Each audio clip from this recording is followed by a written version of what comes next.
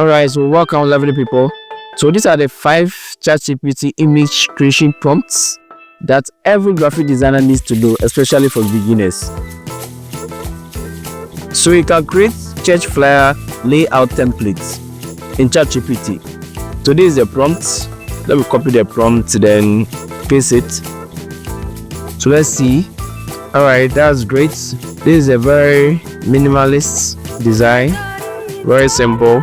So it has given us 6 different templates with 6 different designs. So just pick the one you want. Here I do it for Easter service, for church conference. Just pick it and then edit it with Photoshop or Illustrator.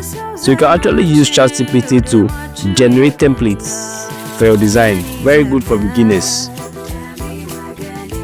You can also create abstract brushstroke backgrounds with color harmonies. And this is the prompt. I'll make sure I put the prompts in the description box. So let's see what it's supposed to give us. Wow, that's great. So let's see how this works in Photoshop. Alright, with this, click on the brush stroke, go to the blending mode, change it to multiply, then click on the text, then change it to overlay.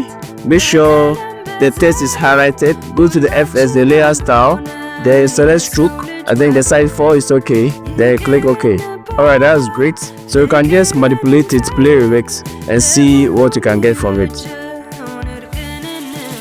You can also use it to create logo composition grid. So let me copy the prompt once again and paste it. So this is basically for beginners. Those who want to learn how to create logos in a very minimalistic way. Alright, great. So with this, you send it to Illustrator, Adobe Illustrator, to align it to the grid lines for a perfect symmetry. Alright, so you can also create futuristic user interface elements.